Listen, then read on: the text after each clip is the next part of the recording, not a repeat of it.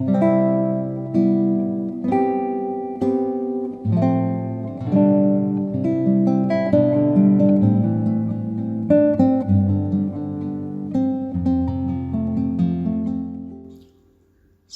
selamat pagi Bapak Ibu yang kekasih di dalam Tuhan. Kita jumpa lagi dalam Renungan Harian Toraya, edisi Jumat 12 Juli 2024. Pembacaan kita pada pagi ini terambil dari Mazmur 24 ayat 1 sampai ayat 10. Sebelum kita membaca dan merenungkan firman Tuhan, mari kita berdoa.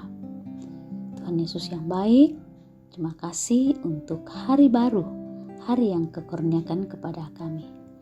Mengawali pagi ini Tuhan, kami rindu untuk membaca dan merenungkan firman-Mu. Kiranya Tuhan memberikan kami hikmat dan tuntunan sehingga firman-Mu boleh mengambil bagian di hati kami masing-masing. Terima kasih Tuhan, kami sambut firman-Mu hanya di dalam nama Tuhan Yesus. Amin. Mazmur 24 ayat 1 sampai ayat yang ke-10. Kedatangan Raja Kemuliaan dalam bait Allah. Mazmur Daud. Tuhanlah yang mempunyai bumi serta segala isinya, dan dunia serta semua penghuninya. Sebab Dialah yang mendasarkannya di atas lautan, dan menegakkannya di atas sungai-sungai. Siapakah yang boleh naik ke atas gunung Tuhan?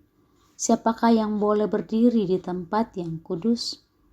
Orang yang bersih tangannya dan murni hatinya, yang tidak menyerahkan dirinya kepada yang semu, dan yang tidak bersumpah palsu. Dialah yang akan menerima berkat dari Tuhan dan keadilan dari Allah penyelamatnya. Inilah rombongan orang yang menanyakan Dia, yang mencari wajah-Mu ya Allah Yakub. Angkatlah kepalamu, hai pintu-pintu gerbang, dan terangkatlah kamu, hai pintu-pintu yang berabad-abad, supaya masuk Raja Kemuliaan. Siapakah Raja Kemuliaan itu? Tuhan gagah dan perkasa, Tuhan perkasa dalam peperangan. Angkatlah kepalamu, hai pintu-pintu gerbang, dan terangkatlah kamu, hai pintu yang berabad-abad, supaya masuk Raja Kemuliaan. Siapakah Dia, Raja Kemuliaan itu? Tuhan semesta alam, Dialah Raja Kemuliaan.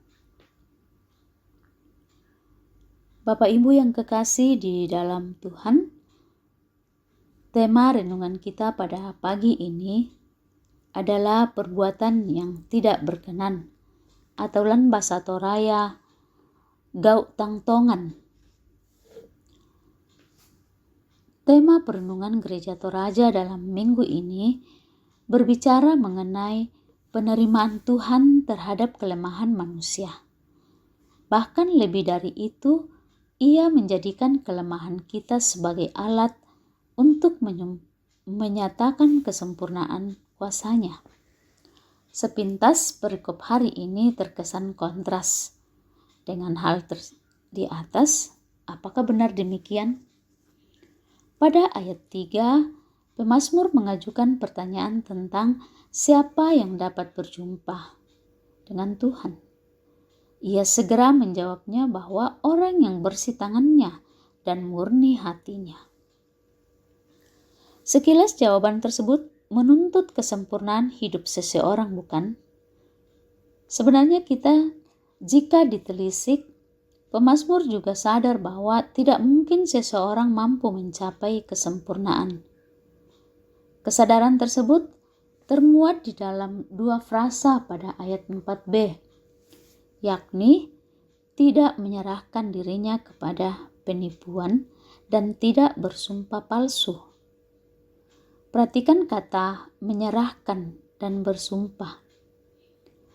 Kedua kata tersebut merupakan bentuk dosa yang dilakukan secara sengaja. Seseorang dapat saja tidak melakukan hal tersebut. Artinya, dosa di atas memang dilakukan secara sengaja. Perbuatan seperti itulah yang menjadi sorotan pemazmur. Sama seperti pemazmur, dalam pengakuan gereja Toraja, kita mengakui bahwa kita tidak mungkin hidup sempurna tanpa dosa. Hal itu dikarenakan manusia masih hidup di antara ketegangan dosa dan anugerah. Namun hal menarik yang mesti diperhatikan adalah apakah kita masih hidup berkanjang di dalam dosa. Tuhan memang menjadikan kelemahan kita sebagai alat untuk menyatakan kesempurnaan karyanya. Tetapi Ia sungguh tidak berkenan kepada orang yang secara sengaja terus berkanjang di dalam dosanya. Itulah perbuatan yang tidak berkenan baginya. Demikianlah firman Tuhan di pagi ini. Amin.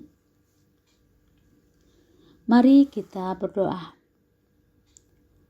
Allah Bapa yang ada di dalam sorga, terima kasih kami boleh mendengarkan sebagian kecil daripada firman-Mu.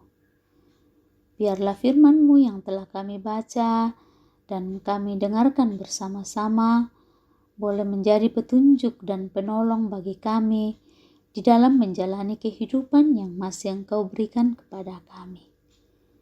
Ya Tuhan, di pagi ini kami membawa doa buat setiap pergumulan di dalam jemaat-Mu. Yang sakit, Engkau Allah yang Maha Kuasa memberikan kesembuhan, dan yang berduka Tuhan, Engkau hiburkan mereka. Ya Tuhan, kehidupan kami pada hari ini kami serahkan ke dalam tangan-Mu. Baik itu kehidupan keluarga kami, usaha, dan pekerjaan kami masing-masing. Juga berdoa buat anak-anak kami di dalam bangku pendidikan mereka.